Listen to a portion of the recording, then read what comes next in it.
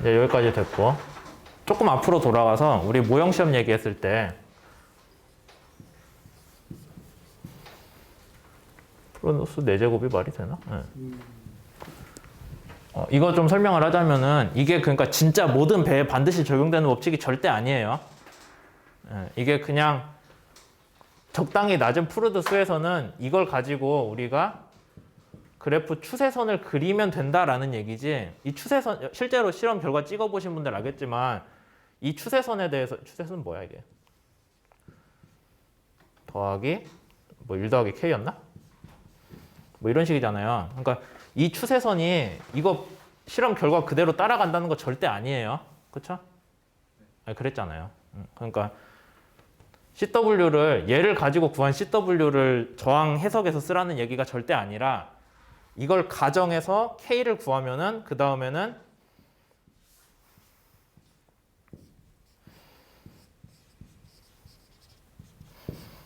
CW지? 이렇게 해서 CW를 다시 구하라는 내용이에요. 숙제에서 얘기한 게.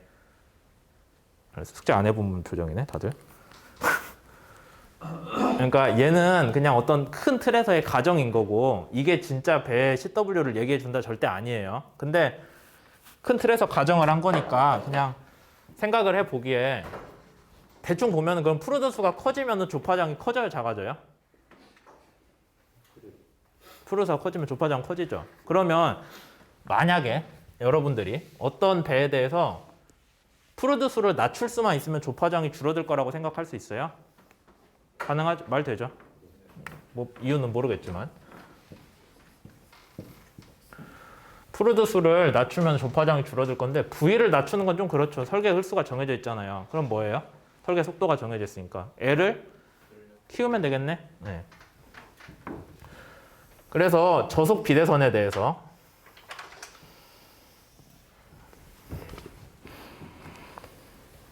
뒤는 신경 쓰지 말아요. 우리 선수만 얘기하고 있으니까. 원래 만재홀수에서는 수면이 어떻게 될까요? 만재홀수에서는 제일 뽁 들어간 데가 FP니까 여기로 수면이 오는 거 맞죠? 맞아요? 그래서 여기서 뭐 설계할 때는 아까 얘기한 것 같이 뭐 도입각이 어쩌고 어깨를 날씬하게 하고 등등 얘기했잖아요. 얘기했잖아. 네네, 앞에서. 근데 그 다음에 경하홀수로 간다고 합시다. 그럼 경하홀수가 되면은 일반적인 배는 경하홀수에서 선수가 선미보다 더 뜨거든요. 왜 그럴까요? 엔진이 뒤에 있거든요. 엔진은 무거우니까 짐을 싣든 말든 항상 무거워요. 그래서 선미가 항상 선미는 어느 정도 가라앉아 있고 선수가 이런 식으로 뜨겠죠. 그러면 전통적인 배 앞머리를 생각을 해봅시다.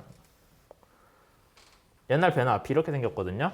아니면 구상 선수가 없으니까 좀 극단적으로 그립시다. 옛날 배는 앞이 이런 식으로 생겼어요. 뭐 저기 여러분들이 옛날 배를 저도 그렇고 볼 일이 없긴 한데 뭐 그렇게 생겼다고 하니 이런 식으로 뭐 그렇다고 쳐요. 그러면 경하홀수일 때는 어떻게 될까요? 선수가 떴잖아요. 좀 극단적이긴 하지만 그러면은 뭐 얘가 이 정도로 오겠죠? 그러면 우리가 아까 얘기했던 게 경하홀수일 때 세파장도 발생하고 해서 좀 조파장으로 불리한 면이 있는데 뭐 이제 이런 식으로 발생을 한다면은 푸르드 수 기준으로 봤을 때 배 길이라는 게 결국에 우리가 실제로는 LPP를 쓰기는 하지만 일반적으로 결국엔 수면에 닿아 있는 거리가 줄어들면 수면에 닿아 있는 거리가 늘어나면 조파장 입장에서는 좀 유리할 거다라고 생각할 수는 있거든요. 그래서 저속 비대선에 대해서 구상 선수를 그려주시면은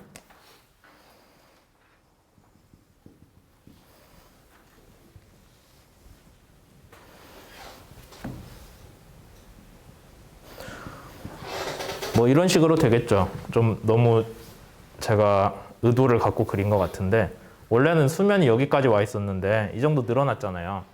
물에 잠긴 길이가 늘어났죠. 그러니까 푸르드 수가 어떻게 돼요? 줄어든 것 같은 효과는 있겠죠. 푸르드 수가 줄어든 것 같으니까 조파저항도 좀 줄어든 것 같은 효과가 있겠죠.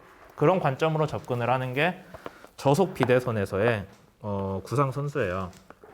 저속 비대선은 어떤 특성이 있냐면은 짐을 싣고 내리는 거에 따른 홀수 변화가 되게 크거든요.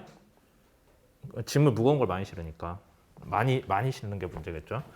그러니까 짐을 싣고 내릴 때 홀수 변화가 크기 때문에 구상 선수가 이제 짐을 덜었을 때 이 물에 항상 걸쳐요.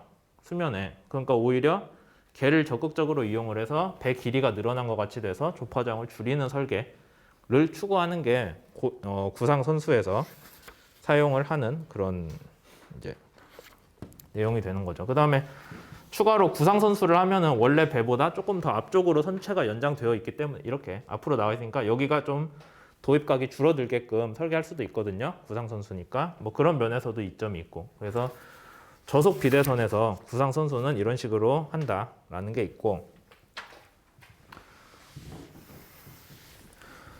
그 다음에 저속 비대선의 구상 선수를 좀 더 설명을 하자면은 이제 여기 뒤쪽 챕터에 나와 있는 얘기긴 한데 뭐 그거 하나하나 짚고 넘어가느니 우선 큰 틀에서 설명을 할게요. 다음 시간에 시간 되면 더 하고. 구상 선수가 수면 아래로 배수량을 깔아주는 거잖아요. 수면 아래에 배수량이 모이잖아요. 그럼 수면 형상은 어떻게 돼요? 수면은 날씬해질 수 있겠죠. 수면 쪽은 아래쪽으로 이렇게 중량을 모아줬어. 배수량이 수면 아래로 모아졌으니까 수면 위치 입장에서 보면은 걔는 날씬하게 갈 수 있는 거예요. 이해되세요? 앞에서 우리가 LCB를 앞이나 뒤로 옮기는 거는 그냥 배에서 1차원적으로 앞이 뚱뚱하다 뒤가 뚱뚱하다였는데 배 입장에서 봤을 때 뭐 한 여기쯤 잘랐다고 칩시다.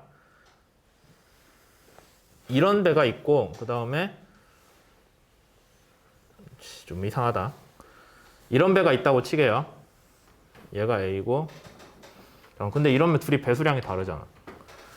신경 쓰지 말고 그냥 이런 식의 극단적인 배가 있다고 치게요. 그러면은 아닌가? 제가 신경 쓰여서 안 되겠네.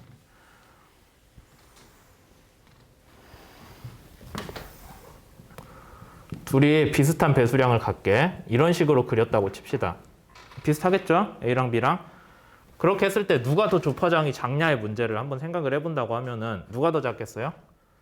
수면에 걸쳐있는 면적이 작은 애가 조파장이 작겠죠. 수면에 대한 교란이 적잖아요. 물 밑에서 뭐가 발생하는지 모르겠지만 딱 수면에 걸쳐있는 데는 얘가 폭이 더 작잖아요.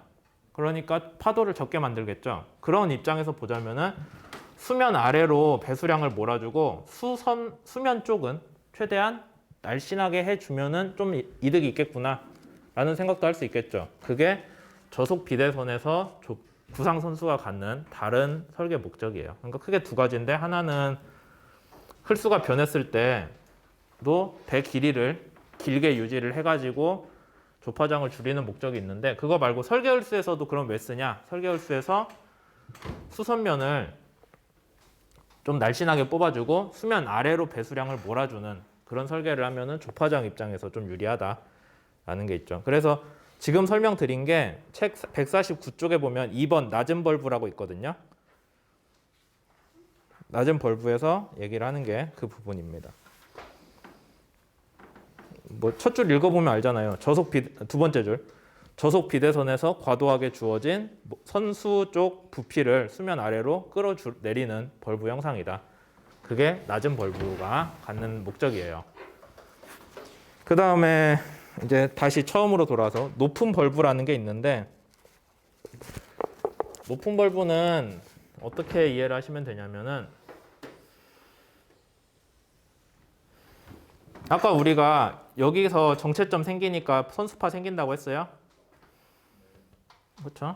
그다음에 좀 이제 높은 벌브는 되게 좀 고속선이거든요. 그래서 수면파가 이렇게 짧은 파장으로 안 나와요. 속도가 빠르면 프로수가 커서 속도가 빠르면 위상 속도가 커진 파가 생기니까 위상 속도가 큰 파는 파장이 길다고 했잖아요. 그러니까 뭐 이런 식으로 잠깐만. 파 정부터 생겨야지. 파 정부터 뭐 이런 식으로 생겨요. 그다음에 어깨 부분은 아까 우리가 파 저부터 생긴다고 했죠.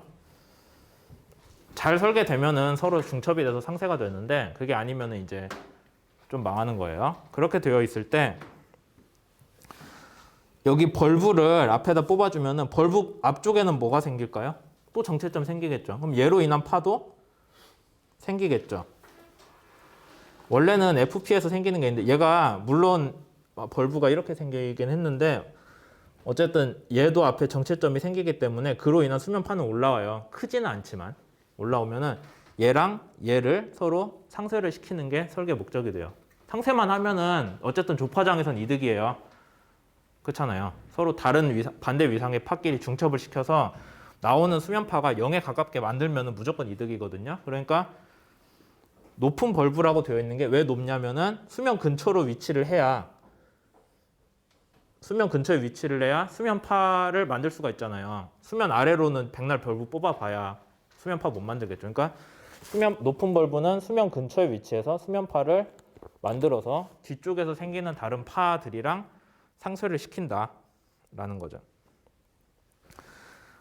다만 이렇게 벌브를 뽑아 놓으면은 이제 만재을수에서는 괜찮은데 경하을수에서는 벌브가 수면에 노출이 되잖아요. 그러겠죠? 근데 노출이 됐는데 이쪽쯤 보면은 이제 수면이 여기쯤 되면은 아까 우리가 낮은 벌브 할 때는 얘가 뭐 수면이 이렇게 간다고 해서 수면이랑 얘랑 만나는 각이 별로 급하지가 않았거든요. 잘해봐야 90도 정도인데 얘는 어떻게 돼요? 각이 수면이 오다가 얘를 벌브를 만나면은 이렇게 뒤집어지거든요. 그러면은 파도가 깨지겠죠. 쇠파 현상이 일어나요. 쇠파저항이 추가로 발생하거든요. 그러니까 이제 그런 것들도 고려를 해야 된다라는 게 책에 나와 있는 내용이죠. 어쨌든 그런 것들이 있고 이제 얘는 높은 벌브 수면 근처에 위치해서 파끼리 간섭을 노리는 고속선용이고 저속선에 대해서는 낮은 벌브가 쓰인다라는 거 알아두시면 좋고 그 다음에 이제 중간 벌브라는 거는 쭉 읽어보시면은 중간 벌브는 결국엔 뭐냐면은 낮은 벌브 쪽에서 이제 조금 변형이 있는 거예요. 벌브가 너무 아래로 낮지 않고 적당히 나오게. 그러니까 중간 벌브도 엄연히 얘기하자면 높은 벌브 같이 파의 상쇄 효과를 노리는 건 아니다라고 책에 얘기가 되어 있죠. 그 다음 이제 제일 마지막에 거위목이라는 게 있는데 영어로 구스넥이라고 쓰거든요. 걔는 높은 벌브보다 좀 더 극단적으로 튀어나와 있어요, 위로. 걔는 왜 그러냐면은 흘수를 하나만 생각하는 배예요. 그러니까 이런 식으로 흘수가 낮아져서 벌브가 물 밖에 튀어나오는 거 생각 안 하는 그런 배들에 대해서는 진짜 수면 근처에 벌브를 위치시켜서 최대한 파를 잘 발생시켜서 파끼리 상쇄를 노리는 그런 게 거위목 벌브다라고 알아두시면 되겠네요. 그러면은 오늘 수업 내용은 여기까지 하고요. 잘랐다가 저기 여러분들 지금 뭐 숙제도 있고 그다음에 조별 과제도